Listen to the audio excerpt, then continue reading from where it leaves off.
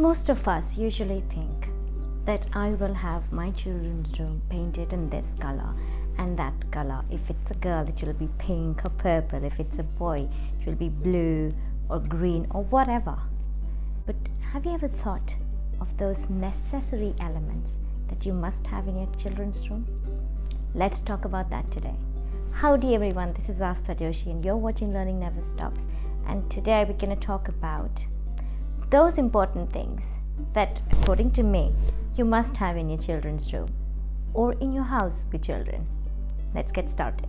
First and the foremost thing, which none of us would ignore, I'm very sure, is a source of ventilation and light.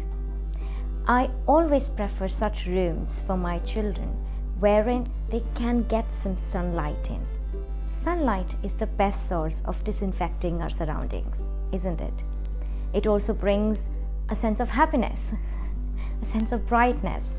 It shows morning to us. So a room that has sunlight beaming in and has natural source of ventilation through a window maybe is what I would prefer for my children's room.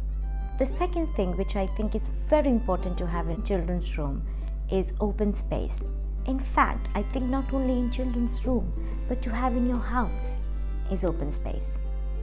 Now, of lately, because of the lockdown, I realized how important it is to have open space in the whole house, because my children were literally jumping around in each and every room. That's what made me sell off my dining table and have more space created in my living area itself. My house is not a very lavishly big house. We live in a 2 BHK apartment. And our children's room is relatively small. We always have limited space. And the thing is that we have to make a good use of it. So choose furniture for your children very rationally. Choose such furnitures which will not take up too much of space. Make sure that you're not cluttering your children's room. Third thing, which is kind of related to have open spaces, is indoor working out equipments for your children. Yes, I've recently introduced a training bar for my children's room. In my children's room, I have enough space for them to hula hoop. I have enough space for them to even skip around. My children wanted to have trampoline in the house.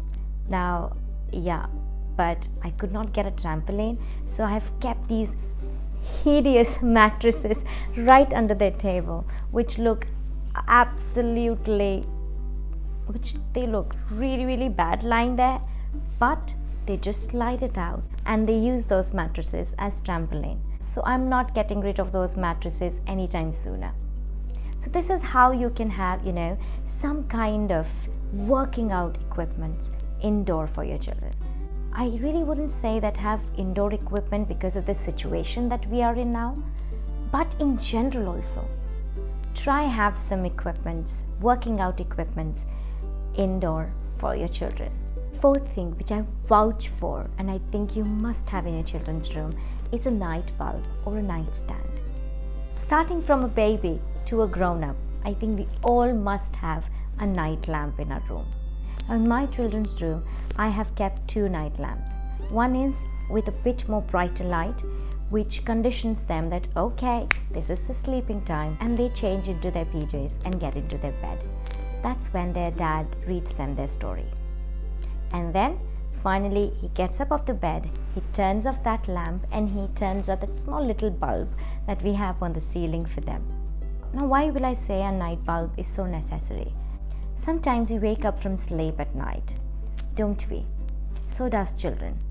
And when we wake up, we are half asleep and unconscious, and there are chances of accidents. So it is always good to have some source of light so that children can see even when it is nighttime and when they're half asleep. The next thing that I have in my children's room are rugs and mats. I personally have rugs and mats in my children's room because of 2 reasons.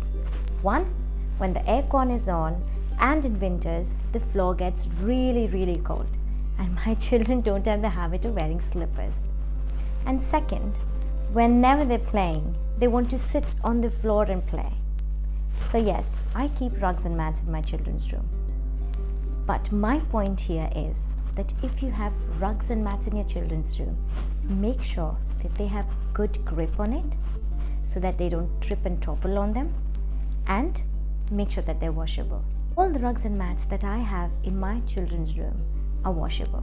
I just have to pick them up, throw them in the washer, and they're done. I do this almost every month. When I was my kid's age, I used to love writing on walls and my parents would get really angry about it. So what my mom did, she gave me my study table and she said that, okay, this cupboard area is yours. It was dark brown in color, and she said you can write whatever you want or scribble whatever you want on this particular cupboard. And then she gave me a piece of cloth and she said, once you're done, just rub it off. Don't use the walls anymore. I have done the same thing with my children. Not only her idea influenced me, but also the curriculum that I teach here, which is EYFS, also talks about creating corners for children. So I have created 2 corners mainly in my children's room. One is their writing corner and the other is their kitchen corner. They have this small kitchen set, which they play with.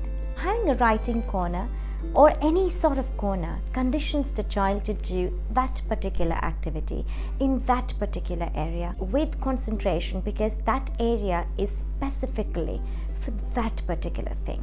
Try and have a writing corner for your child, especially when they're of the age of 2, 2.5. That's when you can have a dedicated writing corner for your children. Now what I have done for my little one is that I have hung a whiteboard, a simple whiteboard on the wall, and I just keep her marker and her duster. And whenever she's in the mood to write or scribble around, she just take the marker, open it and start scribbling. And now her scribbling has given her confidence to write one or make a straight vertical line, sleeping line, and even circles. So yeah, it is working great for me. Let's move on to the last but not the least part of what you should have in your children's room. I call it the show-off wall, where you can just paste their creativity on the wall. You just need a sellotape, that's it.